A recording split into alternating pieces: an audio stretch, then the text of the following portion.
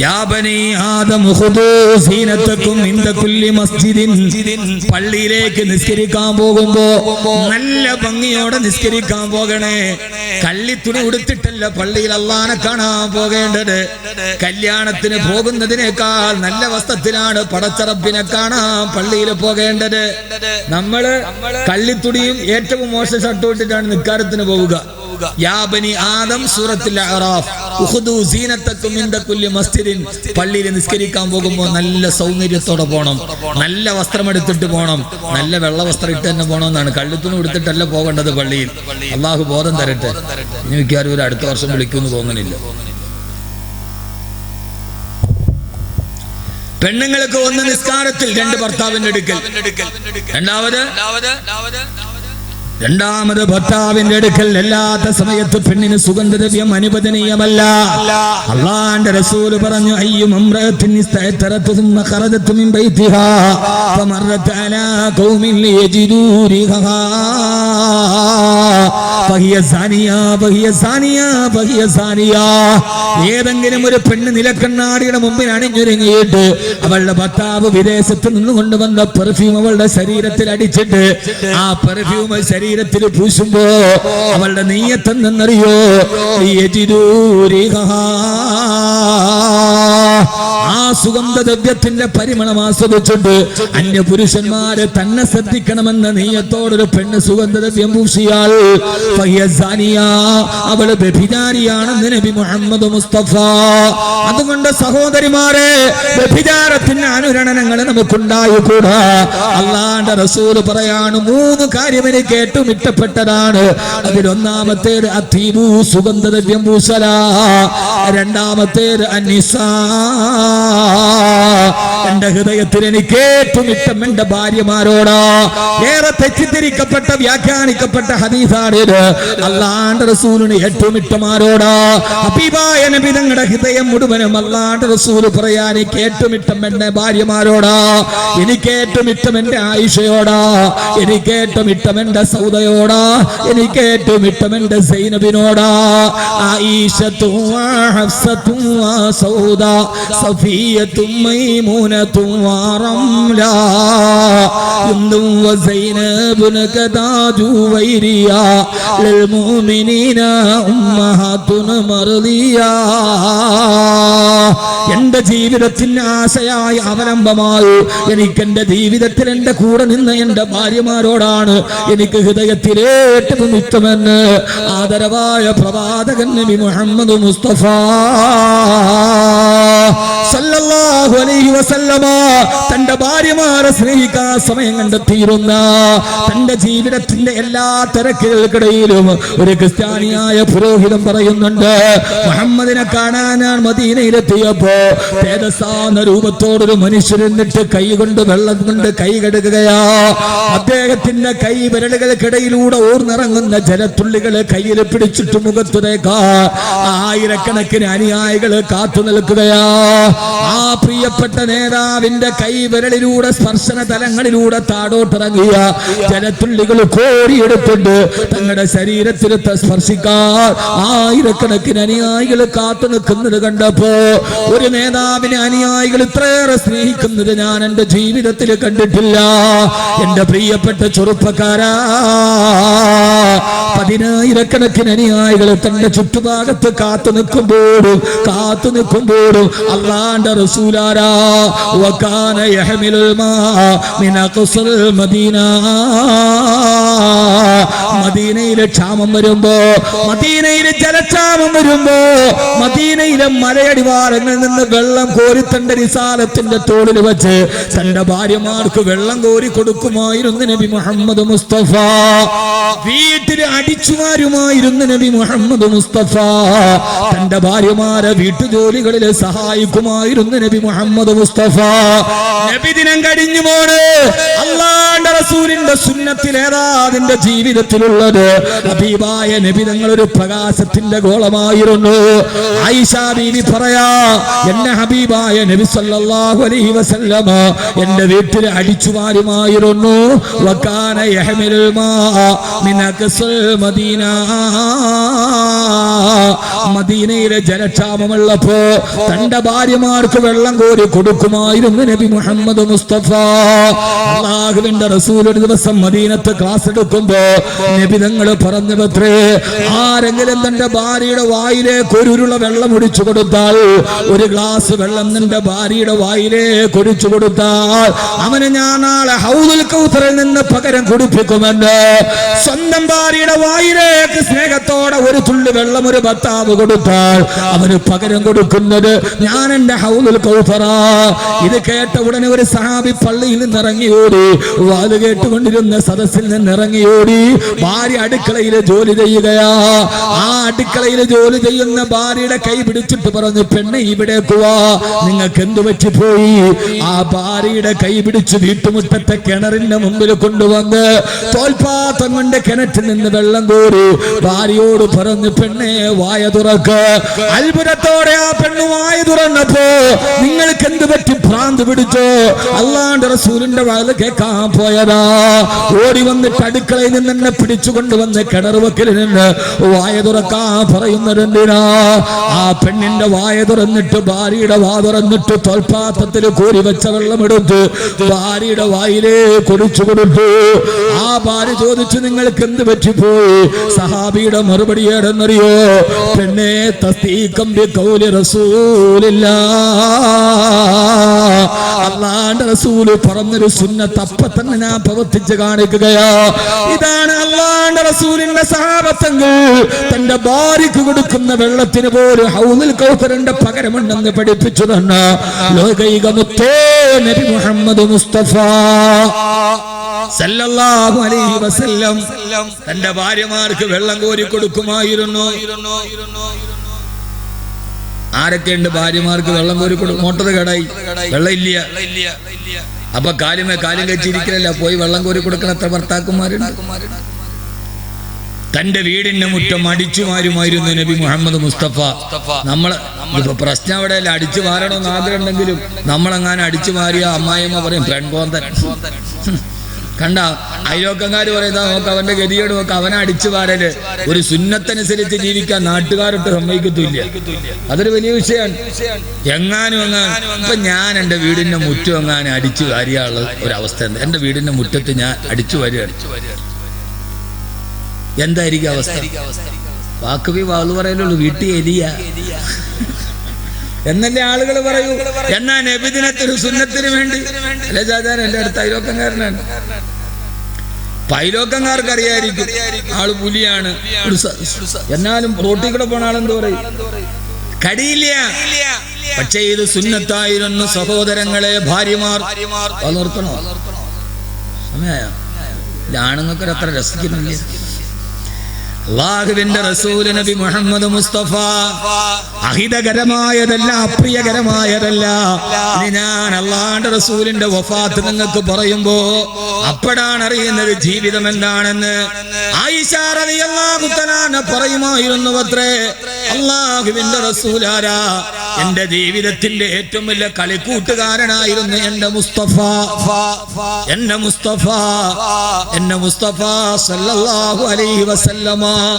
തന്റെ ഭാര്യമാരെ മുഴുവനും ജീവിതത്തിൽ ഒരേപോലെ സ്നേഹിച്ചു നബി മുഹമ്മദ് മുസ്തഫ.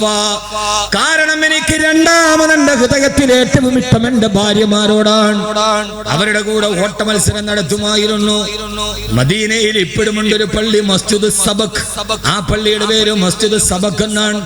ഇപ്പോഴും മദീനയിൽ പോയാൽ ആ പള്ളി കാണാം. ആ പള്ളിയുടെ പേര് മസ്ജിദ് സബക്. ഓട്ട മത്സരം നടന്ന പള്ളി ഇപ്പോഴും മദീനയിൽ പോയി കാണണം. ഇപ്പോഴും ആ പള്ളിയുണ്ട്. അതിന്റെ മുറ്റത്താണ് ആയിഷ ബീവിയും അല്ലാഹുവിന്റെ റസൂലും തമ്മിൽ ഓടിയത്. ആദ്യം ഓടിയപ്പോ ഹബീബായ നബി സല്ലല്ലാഹു അലൈഹി വസല്ലമ, ഹബീബായ ആയിഷ ബീവി റളിയല്ലാഹു തആല വിജയിച്ചു. അല്ലാഹുവിന്റെ റസൂൽ തോറ്റുപോയി. പിന്നീട് ആയിഷ ബീവി പറയാ കുറച്ച് കാലം കഴിഞ്ഞു. ഇവിടെ എത്ര രസമാണ് ഇത് കേൾക്കാൻ. കല്യാണം കഴിഞ്ഞ ആദ്യ നാളില് ഞങ്ങൾ തമ്മിൽ ഓട്ട മത്സരം നടത്തി. ഞാൻ ജയിച്ചു, അള്ളാന്റെ റസൂല് തോറ്റു. കല്യാണമൊക്കെ കഴിഞ്ഞു കുറെ നാളായി. എന്റെ ശരീരത്തിൽ അല്പം ഇറച്ചി കൂടിയപ്പോ ആയിഷ ബീവി പറയാണ് എന്റെ ശരീരത്തിൽ കുറച്ച് ഇറച്ചി കൂടി എന്ന് പറഞ്ഞാല് കല്യാണമൊക്കെ കഴിഞ്ഞപ്പോ പെണ്ണുങ്ങൾ സാധാരണ വണ്ണം വെക്കാറുണ്ട്. അതുപോലെ എന്റെ കൗമാരത്തിന്റെ സ്ഥൂലപ്രകൃതി കഴിഞ്ഞിട്ട് ഞാനൊരൽപ്പം എന്റെ കൗമാരത്തിന്റെ സ്ഥൂലപ്രകൃതിക്ക് ശേഷം എന്റെ ശരീരത്തിന് തടി വെച്ചപ്പോ ഹബീബായ നബി തങ്ങൾ ഒരു ദിവസം പറഞ്ഞു, ആയിഷ ഇന്നൊരിക്കൽ കൂടി ഓടാം ആയിഷ. എനിക്ക് തടി വെച്ചു ഓടാൻ പറ്റൂല. അന്ന് നല്ല കല്യാണം കഴിച്ചപ്പോ ചില പെണ്ണുങ്ങളെ കണ്ടിട്ടില്ലെന്ന് ഈ കൊന്നത്തടിയിൽ തുണി വെച്ചമാരി ഇരിക്കും, ഇങ്ങനെ ഇരിക്കും. എന്നാ ഒരു 3 മാസമൊക്കെ വിരുന്നൊക്കെ ഉണ്ട് കഴിയുമ്പോ നെയ്ക്കുമ്പളങ്ങാക്ക് കയ്യും കാലും വെച്ച മാതിരിയാവും. അമ്മാതിരി ആയിഷ ബീവി പറയാവല്ലോ, എന്റെ ഇറച്ചിയൊക്കെ വർദ്ധിച്ചു കഴിഞ്ഞപ്പോ അല്ലാഹുവിന്റെ റസൂല് പറഞ്ഞു, ആയിഷ ഇന്ന് നമുക്ക് ഓടാം ആയിഷ. ഞങ്ങള് രണ്ടുപേരും ഓടി. ആ മത്സരത്തിന് ഞാൻ തോറ്റുപോയി. അല്ലാഹുവിന്റെ റസൂലാണെന്ന് ജയിച്ചതെന്ന് ഹബീബ് മുഹമ്മദ് മുസ്തഫ. സഹോദര, മദീനയിൽ പോയാൽ ഇന്നും കാണാം മസ്ജിദ് സബഖ്. അവിടെയാണ് എന്നെ മുത്തു റസൂൽ ഓടിയത്. അവിടെയാണ് എന്നെ ആയിഷ ബീവിയോട് ഓട്ട മത്സരം നടത്തിയത്. അല്ലാഹുവിന്റെ റസൂൽ എപ്പോഴും ഇരിക്കുകയാണ്. ഭാര്യമാരുടെ കൂടെ കടങ്കഥ പറഞ്ഞും കളി പറഞ്ഞും തമാശ പറഞ്ഞും. അല്ലാഹു നമുക്ക് തൗഫീഖ് ചെയ്യുമാറാകട്ടെ. നമ്മുടെ തിരക്കിന്റെ കഥ പറഞ്ഞിട്ട് ഭാര്യമാരോട് സമയം മാറ്റി വെക്കരുത്. പൊന്നു പഹയന്മാരെ, വൈകുന്നേരം വീട്ടിൽ കയറി വന്ന് രാവിലെ മുതൽ അവള് നോക്കി നിൽക്കുക. വൈകുന്നേരം ആയപ്പോ വന്നു, കേറി ഉടനെ കട്ടിലുമേ കയറിയിട്ട് ഉദയക്ക് പോത്തിട്ട് മാറി കിടക്കലല്ലാതെ നേരെ വീട്ടിൽ വരും. അപ്പൊ അവൾ ഇച്ചിരി പരിഭവം കാണിക്കും, നിങ്ങൾ ഇത്ര നേരം എവിടെയായിരുന്നു വന്നില്ലല്ലോ.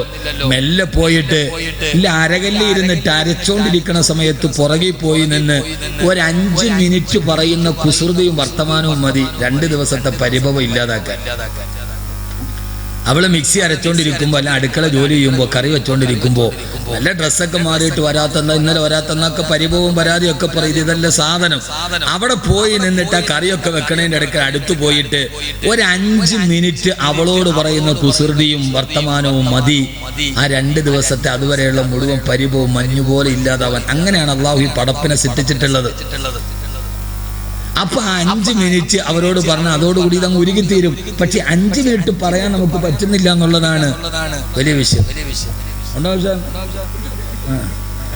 ഇല്ല, പമ്പിലും പോയി ഓഡിറ്റോറിയത്തിലും പോയി ഉള്ള കണക്കൊക്കെ നോക്കണേന്റെ ഇടയിൽ ഇപ്പൊ ഫുള്ള് പള്ളിയില.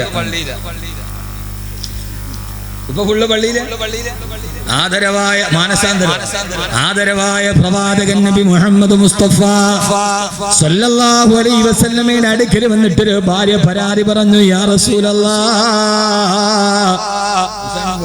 കേൾക്കണം യാ റസൂലല്ലാഹ്, എന്റെ ഭർത്താവ് ദിവസങ്ങളായി അദ്ദേഹത്തിന്റെ കിടപ്പുമുറി പള്ളിയാണ് നബിയെ. അദ്ദേഹം പള്ളിയിൽ നിന്ന് എന്റെ വീട്ടിലേക്ക് വരാറില്ല. അദ്ദേഹത്തിന്റെ കിടപ്പുമുറി ഇപ്പൊ പള്ളിയായി മാറി.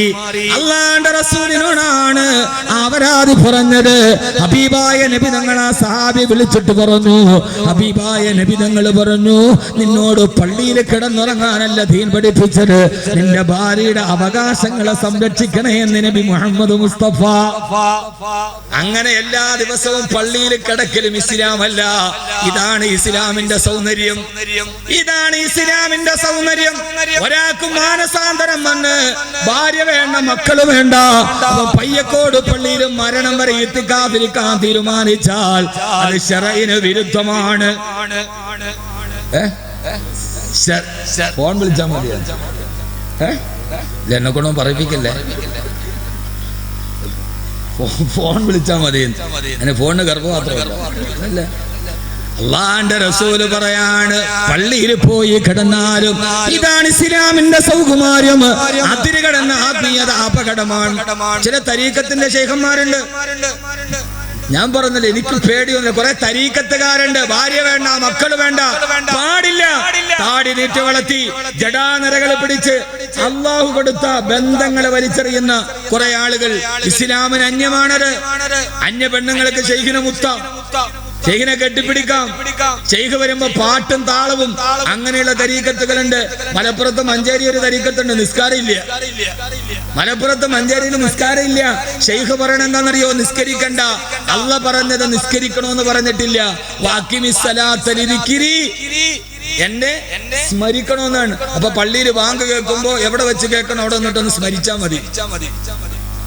ഈ ബാത്തിലുണ്ട് അവിടെ മലപ്പുറത്ത് ഇപ്പോഴും ഉണ്ട്. എന്ത് തിരക്കാന്നറിയോ? ഫ്രീക്കന്മാര് ചെറുക്കന്മാര് ഒന്നും എടുക്കണ്ട, നിസ്കരിക്കണ്ട. ഈ ബാത്തിൽ നമ്മുടെ നാട്ടിലുണ്ട്.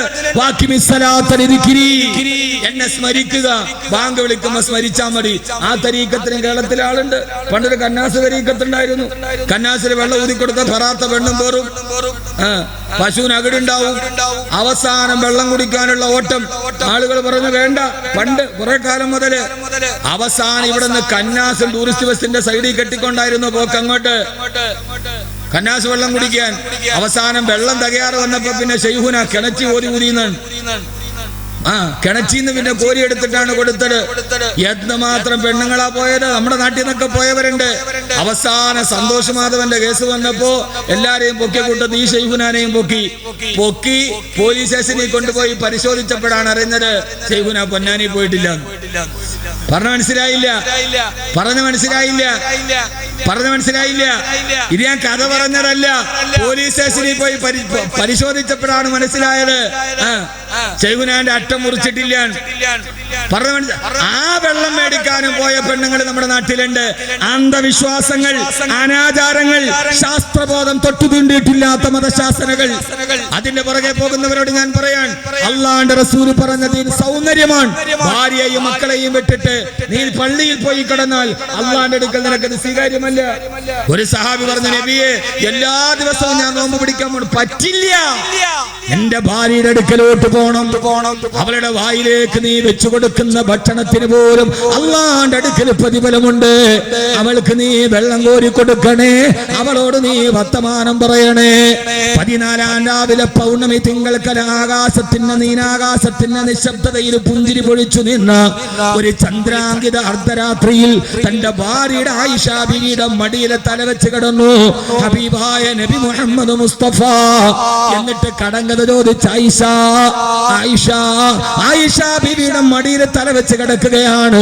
ആയിഷ ബീവി ചോദിച്ച അല്ലാഹുവിന്റെ റസൂലേ, ആകാശത്ത് എത്ര നക്ഷത്രങ്ങളുണ്ടെന്ന് എണ്ണി പറയോ നബിയേ? ഇതാണ്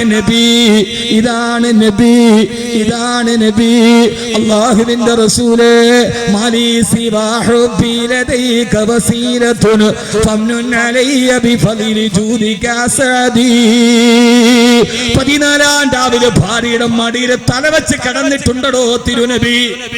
ആയിഷ ബീവി ചോദിച്ചു, നബിയെ ആകാശത്ത് എത്ര നക്ഷത്രങ്ങളുണ്ടെന്ന് പറയോ നബിയെ? അല്ലാഹുവിന്റെ റസൂല് പറഞ്ഞു, ആയിഷ നിനക്കറിയില്ലല്ലോ ആയിഷ, അതിനെ എണ്ണി തിട്ടപ്പെടുത്താൻ കഴിയില്ല. ആ സമയത്ത് മഹദിയായ ആയിഷ റളിയല്ലാഹു അൻഹ ചോദിച്ചു, നബിയെ ആകാശത്ത് കാണുന്ന നക്ഷത്രത്തിന്റെ എണ്ണത്തിന്റെ അളവിന് തുല്യമായി സൽക്കർമ്മം ചെയ്ത ആരെങ്കിലും അങ്ങയുടെ സഹാബത്തിലുണ്ടോ തിരുദൂതരെ? ആയിഷ ചോദിച്ചു, നബിയെ നിങ്ങൾ ശ്രദ്ധിക്കണുണ്ടോ അത് ഉറങ്ങാണോ? എന്നാ നിർത്തിയാക്കാം. ചോദിച്ചു, നബിയെ ഈ കാണുന്ന നക്ഷത്രത്തിന്റെ എണ്ണത്തിന് തുല്യമായി സൽക്കർമ്മം ചെയ്ത ആരെങ്കിലും അങ്ങയുടെ സഹാബിയിലുണ്ടോ? ചോദ്യം ആരുടേതാ? ആയിഷ തൽവാറിന്റേതല്ല, ആയിഷ ബീവിയുടേതാണ് ചോദ്യം. ആയിഷ ബീവി ആരാ? അബൂബക്കർ റളിയല്ലാഹുവിന്റെ മകൾ. ഉടനെ നബിതങ്ങൾ മടി തലവെച്ച് കിടക്കുക. അപ്പോഴാണ് നബിതങ്ങൾ പറഞ്ഞു, ഉണ്ട് ആയിഷ. ആരാണ് നബിയെ? അതെന്റെ ഉമറാണ് ആയിഷ. അതെന്റെ സഹാബിയായ ഉമർ ഇബ്നുൽ ഖത്താബാണ്. ആയിഷ ബീവി എഴുന്നേറ്റ് അതേ സ്പീഡിൽ വീണ്ടും മടിത്തട്ടിലേക്ക് കിടന്നു. ആയിഷ ബീവിയോട് പറഞ്ഞ നബിതങ്ങൾ, ഉണ്ട് ആയിഷ, ഈ നക്ഷത്രങ്ങളുടെ എണ്ണത്തിന് തുല്യമായി സൽക്കർമ്മം ചെയ്ത ആൾ എന്റെ സഹാബിയിലുണ്ട്. ആയിഷ ബീവി ജിജ്ഞാസയോടെ ചാടി എഴുന്നേറ്റു, നബിയെ ആരാണ് നബിയെ? അപ്പൊ പറഞ്ഞ എന്റെ ഉമറ. അതേ സ്പീഡിൽ കിടന്നു. മൂപ്പരാത്തി വിരിച്ചത് സ്വന്തം വാപ്പാടെ പേര് പറയുന്ന എന്ത് രസമാണ് മോനെ. ഇതാണ് ഭാര്യയും ഭർത്താവും. നബി തങ്ങൾ വരച്ചു കാട്ടിയ മദീനയിലെ ഭാര്യയും ഭർത്താവും. ആരുമില്ലാത്ത സമയത്ത് വീട്ടിൽ ചിലപ്പോഴൊക്കെ ഒരു സ്വകാര്യ മേഖല ഉണ്ടാവണം. വീടിന്റെ മുമ്പിൽ ഇച്ചിരി പുല്ലും കുറച്ച് ചെടിയൊക്കെ വളർത്തണം. അതാണ് മുസ്ലിമിന്റെ വീട്. അതാണ് മുസ്ലിമിന്റെ വീട്.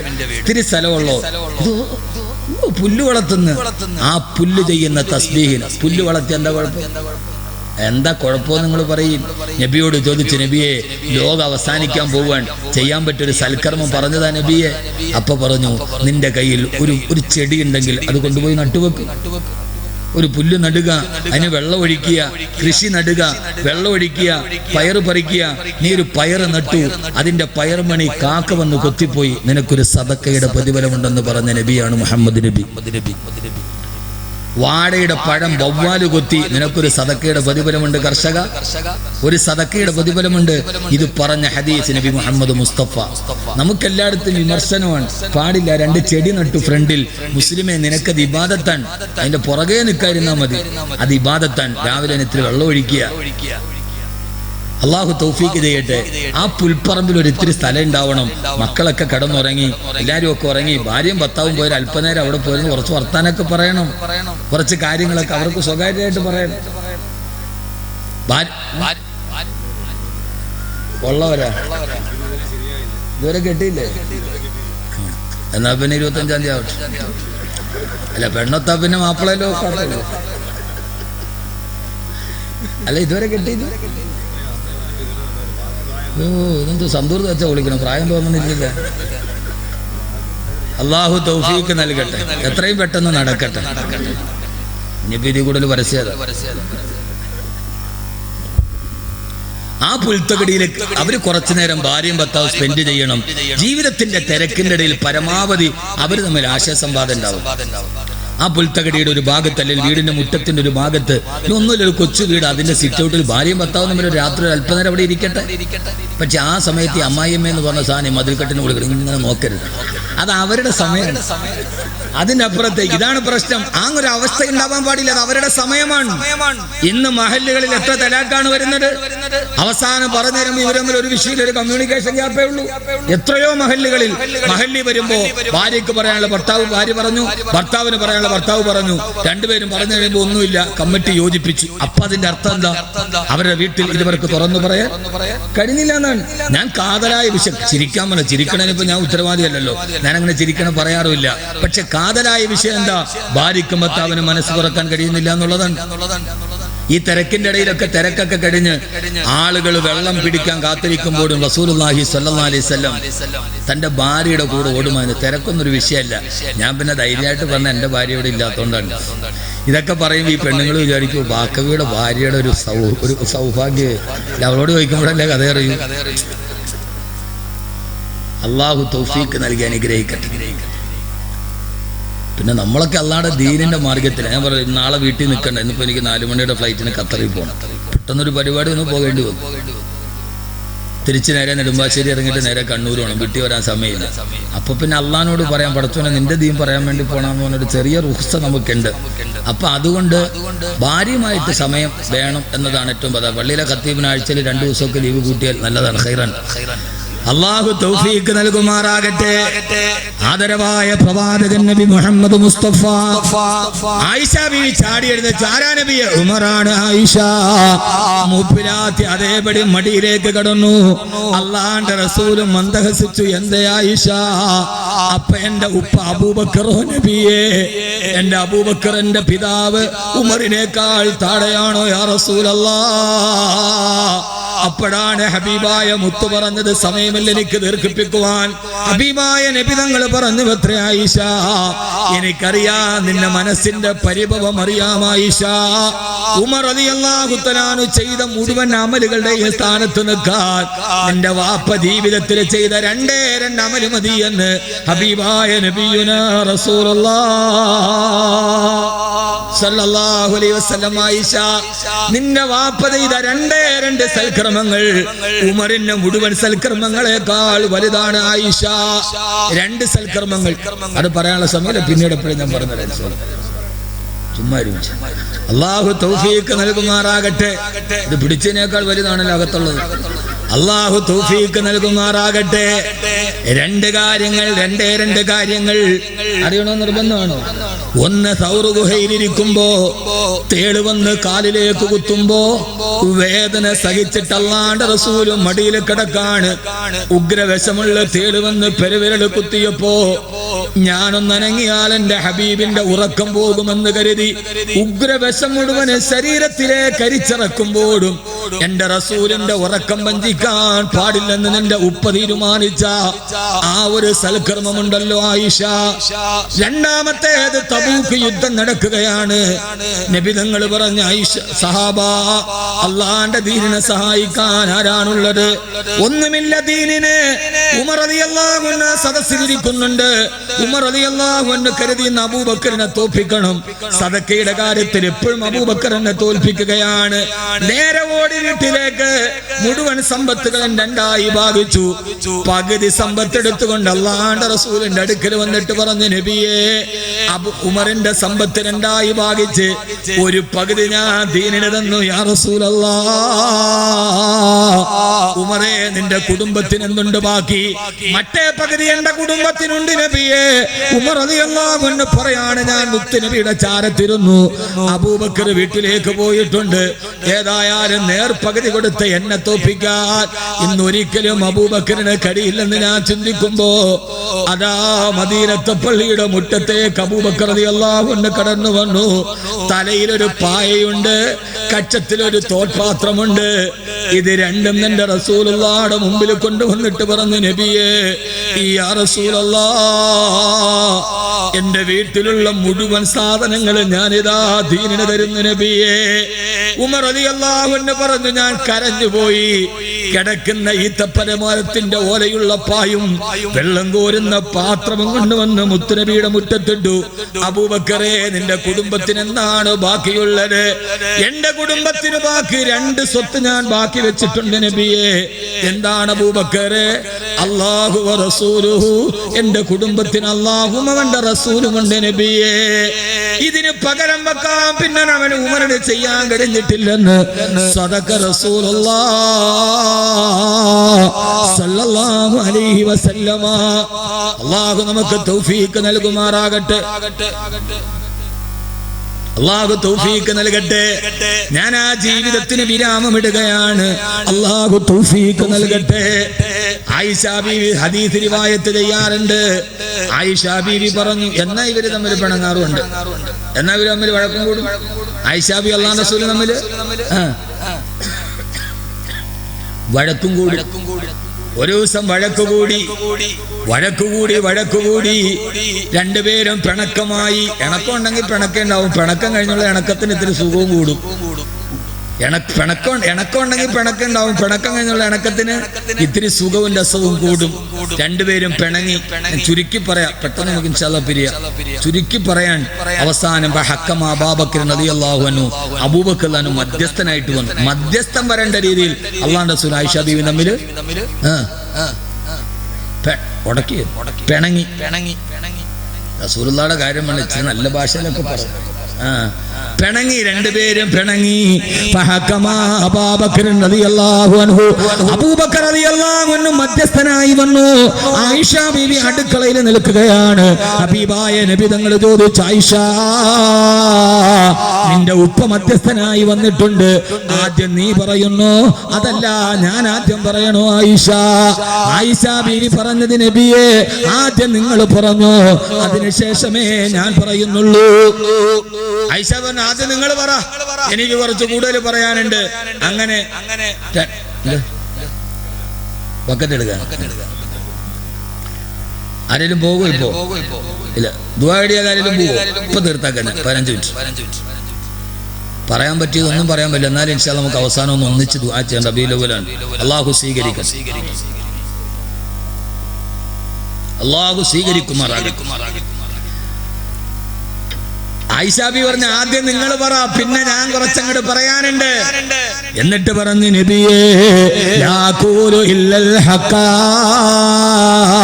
അങ്ങുള്ളതേ പറയാവൂ, ഇല്ലാത്തത് പറയല്ലേ നബിയെ. എന്നെ കുറിച്ച് പറയുമ്പോ ഇല്ലാത്തത് കൈന്നിട്ട് പറയരുത്, ഉള്ളതേ പറയാവൂ നബിയെ. ഇത് കേട്ട അബൂബക്കർ റളിയല്ലാഹു തആല കൈയെടുത്തിട്ട് ആയിഷ ബീവിയുടെ പെടലിക്കാന്നിടിച്ചു. ആയിഷ, നീ എന്ത് വർത്താനമാണ് പറഞ്ഞത്? അവയഖൂലു ഇല്ലൽ ഹഖ, അല്ലാഹുവിന്റെ റസൂൽ ഹഖല്ലാതെ വല്ലതും പറയുമോ ആയിഷ? ആയിഷ ബീവി പൊട്ടിക്കരഞ്ഞു. വാപ്പാടെ കയ്യിൽ നിന്ന് അടിയും കിട്ടി, ഭർത്താവിന്റെ കയ്യിൽ തോറ്റും പോയി. ഇത് കേട്ട ആയിഷ ബീവി പൊട്ടിക്കരവേ.